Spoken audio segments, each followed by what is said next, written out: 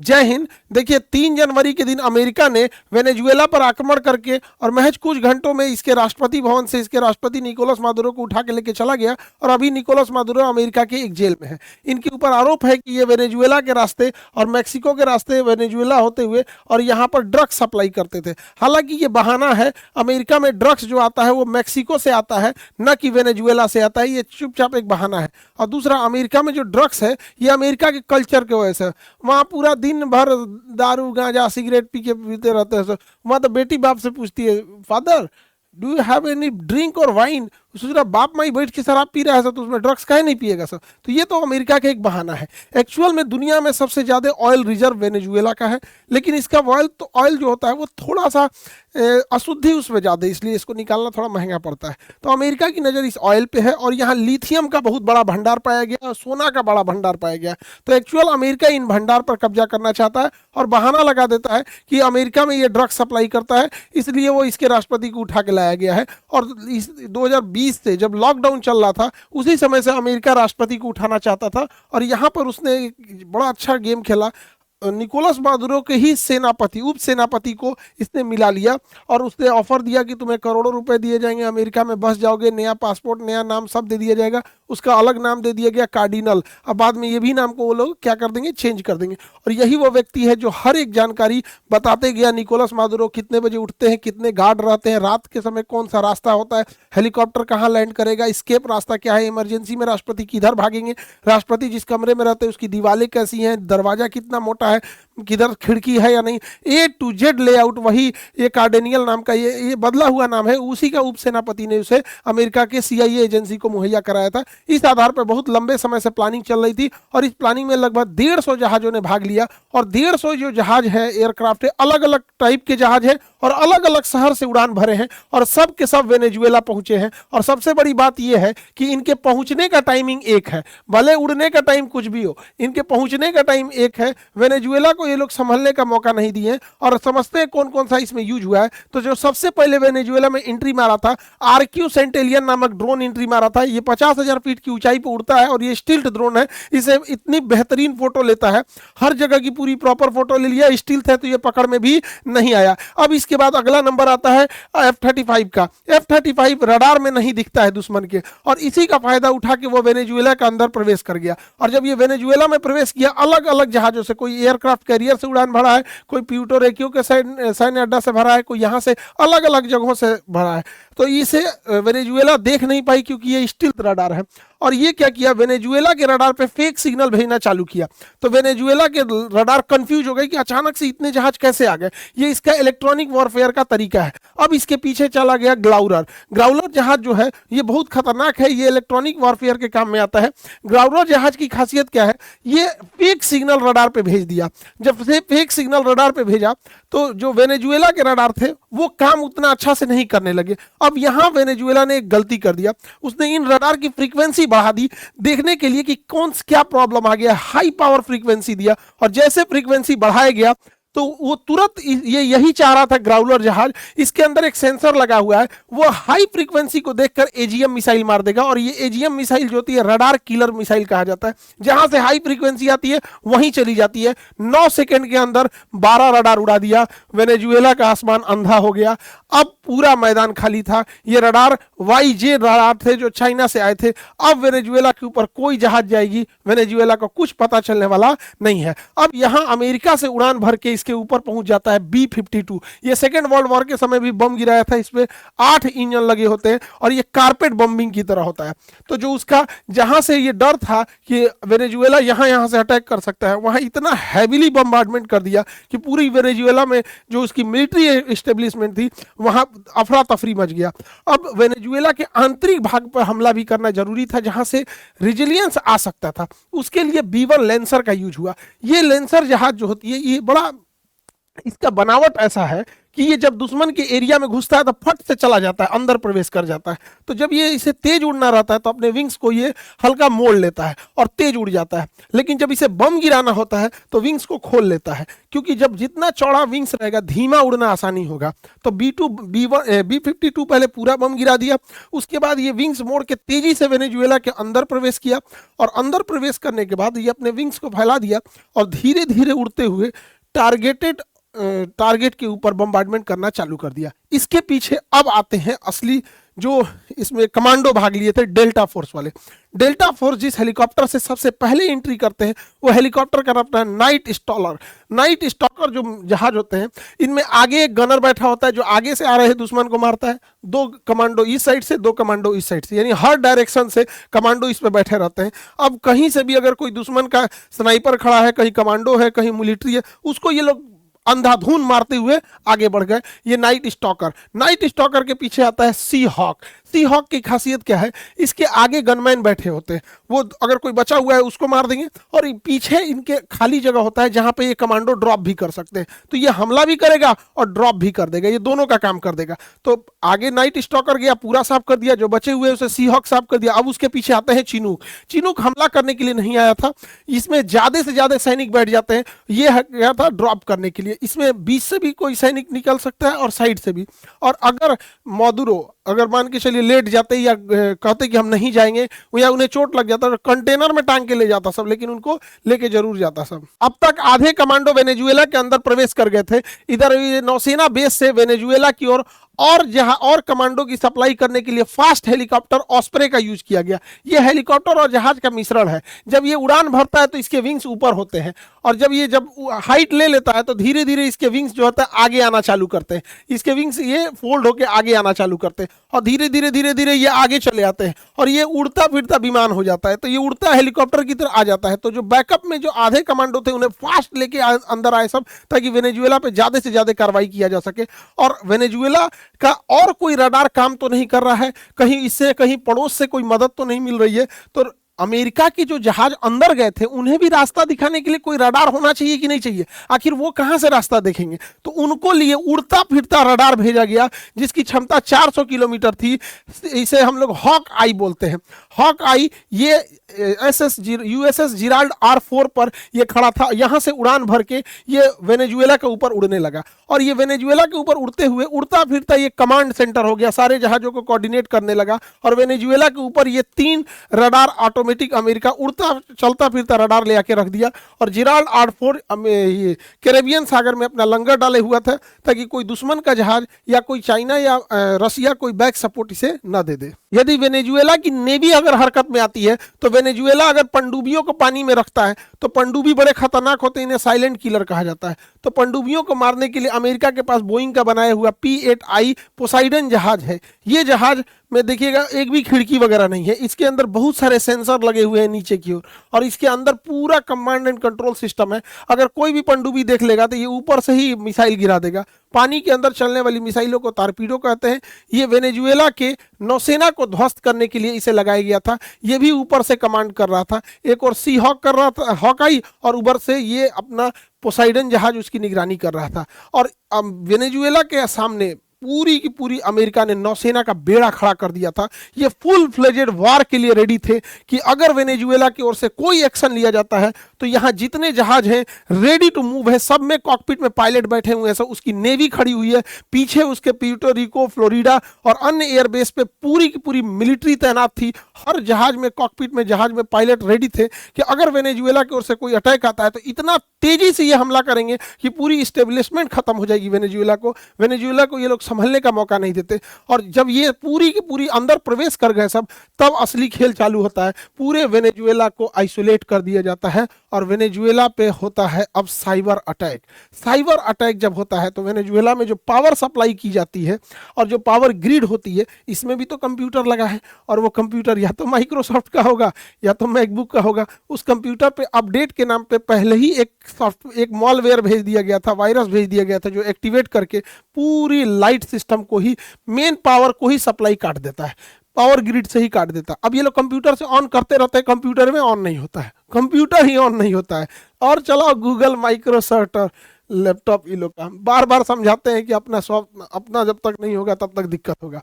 पूरी शहर में, पूरे देश में ब्लैकआउट हो जाता है, पूरा शहर अंधेरा छा जाता है, किसी को पता ही नहीं चलता है क्या होता है। उसके गूगल सैटेलाइट काम करना छोड़ देते हैं, जीपीएस काम करना, वेनेजुएला, अमेरिका का ही जीपीएस वेनेजुएला का जीपीएस काम करना बंद कर देता है। जो भी कंप्यूटर माइक्रोसॉफ्ट और गूगल थे उसका डाटा पहले ही ले लिया गया था, उसके command and computer system hang होने लगते हैं, काम नहीं करता है। अचानक से वेनेजुएला के ऊपर एक भी जहाज का पूरा रडार खाली कर दिया जाता है। ये इतना उसका साइबर कमांड फोर्स इतना एक्टिव था अमेरिका का। जब वेनेजुएला चारों ओर से घिर जाता है तब खेल असली शुरू होता है। चिनूक हेलीकॉप्टर से आए कमांडो बिल्डिंग के छत पर उतरते हैं और इन्हें पता रहता है कि मादुरो जिस मकान में रहेंगे, जिस रूम में रहेंगे, उस पर स्टील की मोटी दीवारें होंगी और उसको तोड़ना बड़ा मुश्किल होगा। इसके लिए ये अपने साथ थर्मल लेंस और ब्लू टॉर्च लेके जाते हैं। ये कितनी भी मोटी स्टील की परत क्यों ना हो उसे काट के गिरा देते हैं। अब ये पता कैसे चलेगा, इनके पास तो हथियार है काट के गिरा देने के लिए, किस कमरे में मादुरो है ये कैसे पता चलेगा? कमरा तो बंद रहेगा अंदर से। इसके लिए पूरी बिल्डिंग में मादुरो कहां है, इसके लिए इन्होंने ग्राउंड पेनिट्रेटिंग रडार रखा था, वॉल पेनिट्रेटिंग रडार। इस रडार से हम अगर रखते हैं तो उसके अंदर क्या चीज है दिख जाता है। ये तो नॉर्मल भी चीज यूज होती है, जैसे ट्रक में क्या जा रहा है क्या नहीं जा रहा है तो पूरा खोल के पहले यूज होता था, अब तो रडार से ही ऐसे देख लिया जाता है। लेकिन ये उससे हाई पावर होता है और अंदर ये इंफ्रारेड सिग्नल और हीट सिग्नेचर भेज के भी पता कर लेता है कि इस वॉल के अंदर कितने लोग हैं। और जैसे ही वॉल के अंदर देखा गया कि 2 लोग हैं और कद काठी से पता चल गया कि तो तुरंत दरवाजा तोड़ के अंदर घुस गए और अमेरिकी कमांडो, डेल्टा फोर्स के कमांडो इन्हें उठाकर और यहां से वेनेजुएला से उठाकर और अपने हेलीकॉप्टर में लेकर, और यहीं अमेरिकी नौसेना का जहाज खड़ा था यूएसएस इवो जीमा, और इसी के ऊपर लैंड किया गया और यहीं से ये फोटो रिलीज की गई थी और पूरी दुनिया को बताया गया कि वेनेजुएला के राष्ट्रपति निकोलस मादुरो को किडनैप करके ले आ जा चुका है और अब वो अमेरिकी नौसेना के एक जहाज पे है। यहाँ से इन्हें प्यूर्टो रिको के भेजा गया हेलीकॉप्टर से, फिर यहाँ से ये फ्लोरिडा है और यहाँ अभी न्यूयॉर्क में पहुंचे हैं। इनके ऊपर मुकदमा चलाया जा रहा है। एक छोटी सी जेल की सेल मिली है, इसी के अंदर बाथरूम है। एक राष्ट्रपति का ये हाल कर दिया है अमेरिका, पूरी दुनिया को अमेरिका ने दिखा दिया है। अब पूरी दुनिया अमेरिका अपनी नीतियों पे नहीं चल रहा है, अमेरिका ट्रंप की नीति पे चल रहा है। ये दिखाता है कि जब कोई एक तानाशाह पागल होता है तो देश से बड़ी अपनी नीतियां बना देता है। अमेरिका के लिए आगे चल के ये बहुत घातक साबित होगा।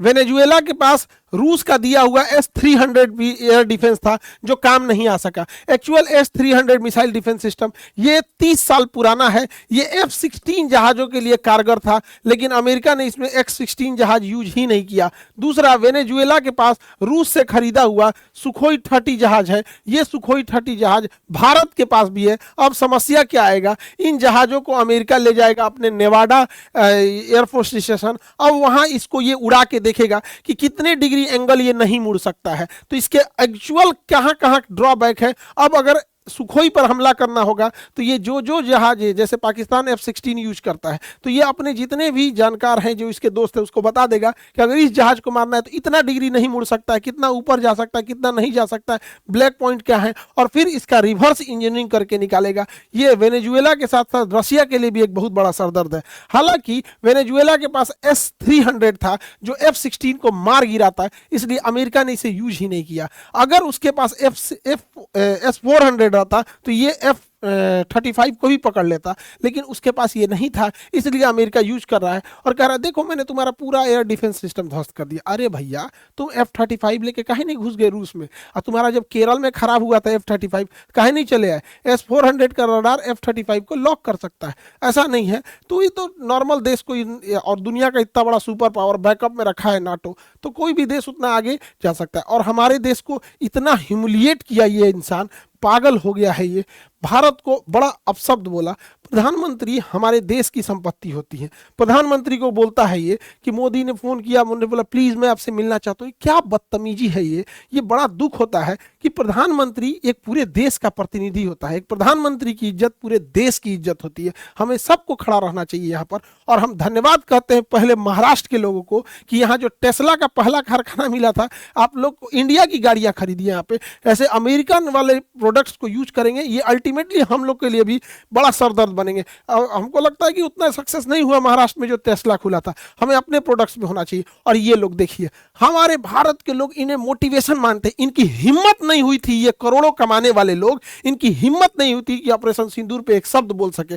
आप बताइए, हम देशवासियों से पूछना चाहते हैं, क्या इनका कर्तव्य नहीं बना कि एक बार ये बोल सके कि जब ये प्रधान डोनाल्ड ट्रंप, ये पेट्रोल पंप हो गया, पेट्रोल पंप यहाँ पे, इसको पेट्रोल चाहिए यहाँ डोनाल्ड ट्रंप से हटके, जब हमारे प्रधानमंत्री का अपमान कर रहा था तो इन लोग की हिम्मत नहीं होगी, एकदम यहाँ पे ईमान धर्म बेच दिया है सब यहाँ पर। ये लोग क्या करेंगे, पैसे के पे अंधे हो गए। और हमारे देश के लोग कहते हैं कि ये बहुत आगे निकल गए, किसी काम के नहीं, कोई गूगल संभाल रहा है, कोई माइक्रोसॉफ्ट संभाल रहा है, कोई कुछ संभाल रहा है, और एक शब्द नहीं बोला जाता है इन लोगों से अपने देश के प्रति। वही देखिए यहूदियों को इजराइल पे ऊपर जो गजा से हमला हुआ था, तो गजा कोई बहुत बड़ा देश नहीं था, उसके बाद अपनी आर्मी है, एयरफोर्स है, नेवी, कुछ भी नहीं है, और इजराइल इतना शक्तिशाली, बावजूद इसके पूरे यहूदियों ने एक साथ एकजुटता दिखाई। और इन लोगों के ऊपर एक बार आप जरूर सोचिएगा, क्या इन लोगों को बोलना चाहिए कि नहीं बोलना चाहिए। ये हमारे देश का अपमान है, प्रधानमंत्री का अपमान है। प्रधानमंत्री देश का प्रतिनिधि होता है।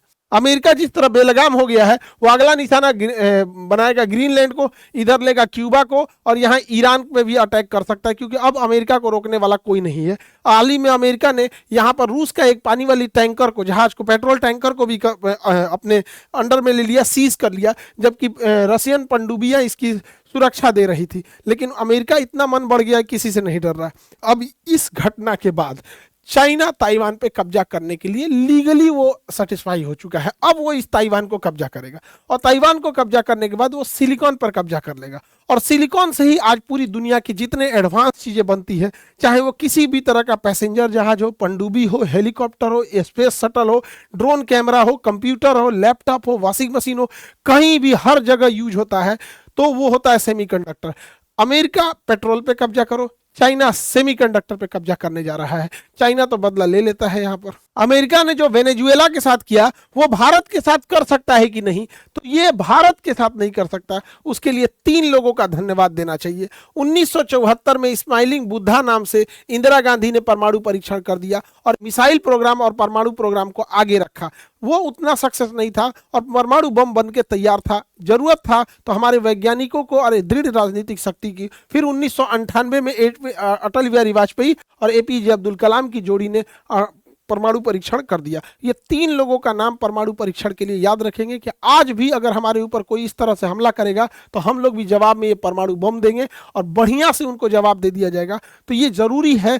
हर देवता को देखिएगा, उनके पास एक हाथ आप देखेंगे करुणा के लिए, आशीर्वाद के लिए रखे रहेंगे, और सबके पास अपना शस्त्र है। किसी के पास भाला है, किसी के पास त्रिशूल है, किसी के पास गदा है, सबके पास। इसका मतलब ये है कि करुणा बनाए रखिए, लेकिन रखिए, अगर कोई बदतमीजी करेगा तो धो देना है। अमेरिका किसी भी देश को मारने से पहले उसने कई नीतियां अपनाता है। आप देखिएगा, सबसे पहले उस देश का व्यापार खत्म करने के लिए उस पर टैरिफ लगाता है, फिर ट्रेड वार कर देता है, उसके पार्ट्स को मुहैया कराने से रोक देता है, उसकी जीडीपी को गिरा देता है, उसके किसी इंसान, पॉलिटिशियन या बिजनेसमैन पर सैंक्शन लगा देता है कि आप आ जा नहीं सकते हैं, उसके किसी प्रोडक्ट पर एम्बार्गो लगा देता है कि आप इस प्रोडक्ट को नहीं बेच सकते। जैसे इसने अभी वेनेजुएला पे ऑयल एम्बार्गो लगा दिया यहाँ पर। इस वजह से महंगाई बढ़ जाती है, इन्फ्लेशन बढ़ जाता है।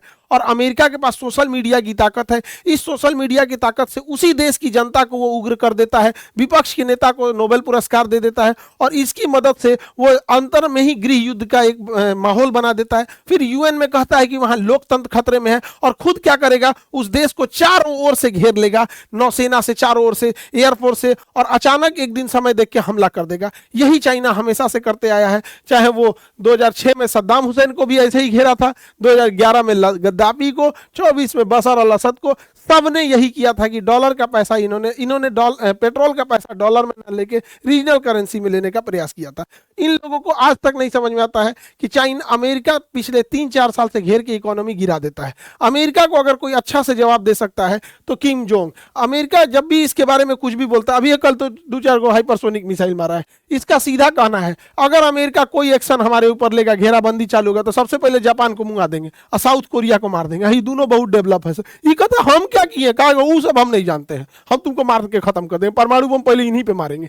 अब ये लोग कहते हैं कि भैया तुम दूर ही रहो, क्योंकि इन दोनों ने अमेरिका का साथ भी देते हैं। तो ये एक तरह से बढ़िया काम करता है अमेरिका के लिए। आप देखें किस तरह से टेक्नोलॉजी किसी देश को पंगु बना देती है। अगर हम टेक्नोलॉजी अपना नहीं रखेंगे तो आज के परिदृश्य में युद्ध में बहुत दिक्कत हो जाएगा। आज से 6 महीना पहले हम एक बात बोले थे कि हमारा अपना सोशल मीडिया नहीं है, हमारा अपना गूगल नहीं है, हमारा यूपीआई गूगल इस सबको बंद कर देगा, गूगल चाहे तो घुटना पे ला देगा।